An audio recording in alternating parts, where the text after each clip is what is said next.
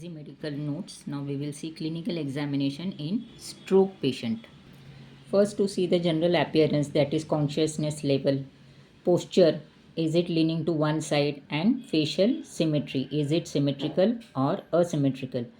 In left facial nerve, this is left facial nerve palsy where the symmetry has gone and one sided drooling or drooping of face is seen.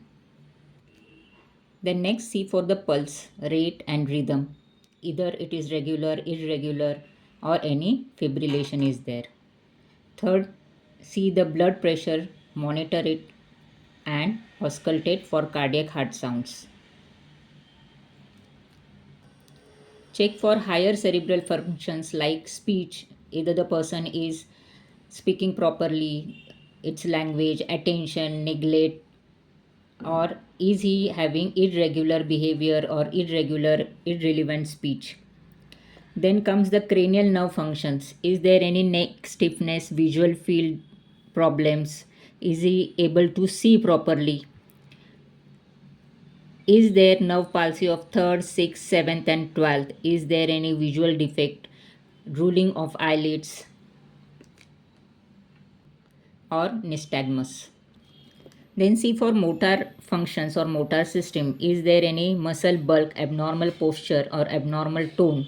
Strength. Check for the strength in all limbs, their coordination, tendon reflexes and plantar reflexes. Then check for sensory sensations or sensory system like touch sensation, cortical sensory function, sensory intention or neglect, joint position sense. This is plantar reflex, fanning of fingers. Then check for gait, whether the patient is able to walk properly, able to weight bear, or there any ataxia or hemiparetic gait pattern.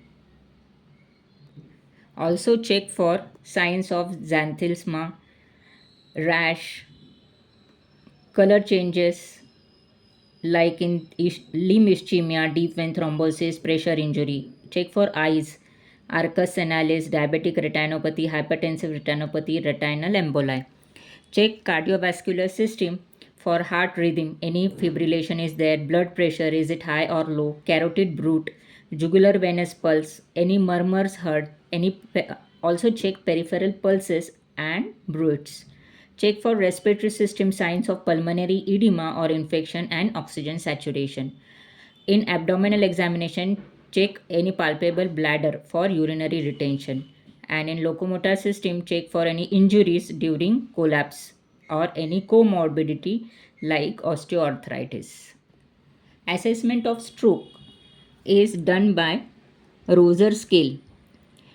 It can be used by emergency to indicate probability of a stroke in acute presentation like unilateral facial weakness, unilateral grip weakness, unilateral arm weakness, unilateral leg weakness, then speech loss, visual field defect, loss of consciousness and seizure.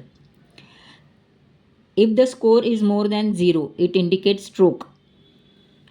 Exclusion of hypoglycemia. Beside bedside blood glucose test with stick gives the accurate estimation or accurate diagnosis of hypoglycemia. Then the language deficit. History and examination may indicate a language deficit. Check comprehension, lift your arm, close your eyes to identify receptive dysphagia. Ask the patient to name people, objects to identify nominal dysphagia. Check articulation. Ask the patient to repeat phrases for dysarthria. Dysarthria, and language deficit. Then check for motor deficit. Check for pronator drift. Ask the patient to hold out arms and maintain their position with eyes closed. If the patient is able to maintain, he has a good grip, or if he is not able to maintain the position of hands, he has signs of stroke. Check for clumsiness of the fine finger movements. Sensory and visual intention. Establish that sensation or visual field is intact on testing one side at a time.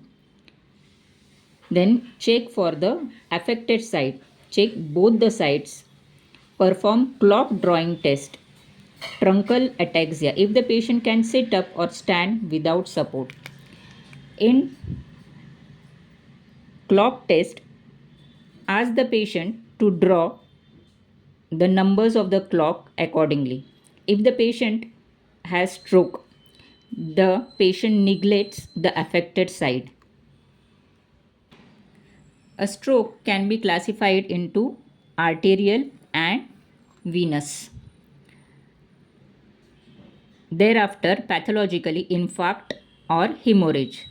According to site, anterior carotid circulation, anterior posterior subarachnoid.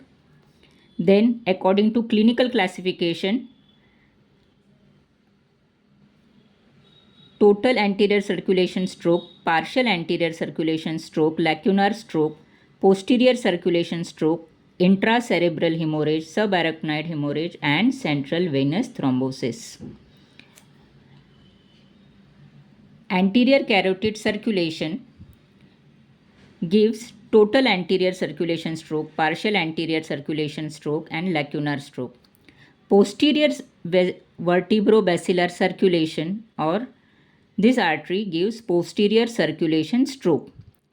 Hemorrhage in brain parenchyma gives intracerebral hemorrhage, and hemorrhage in subarachnoid space gives subarachnoid hemorrhage. Infarct in venous system gives central venous thrombosis. Common pathophysiology is emboli, thrombosis, or vascular degeneration, aneurysm, atriovenous malformation, or vascular degeneration. Here, infarct can be in anterior communicating arteries, anterior cerebral arteries, middle cerebral arteries, posterior communicating artery, posterior cerebral artery, internal carotid artery, or basilar artery, or even vertebral arteries. Investigation specifically depends upon CT scan of brain or MRI brain, where we can see changes in changes of infarction.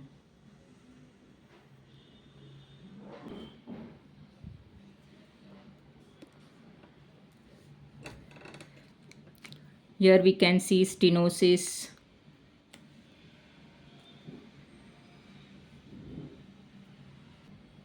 Here there is giant aneurysm at middle cerebral artery, and here there is intravenous malformation.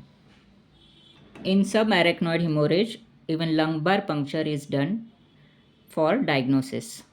Presenting complaints of stroke are weakness of one limb or more than one limb, then speech disturbances, dysphagia, and dysarthria, that is disturbed speech or difficult speaking.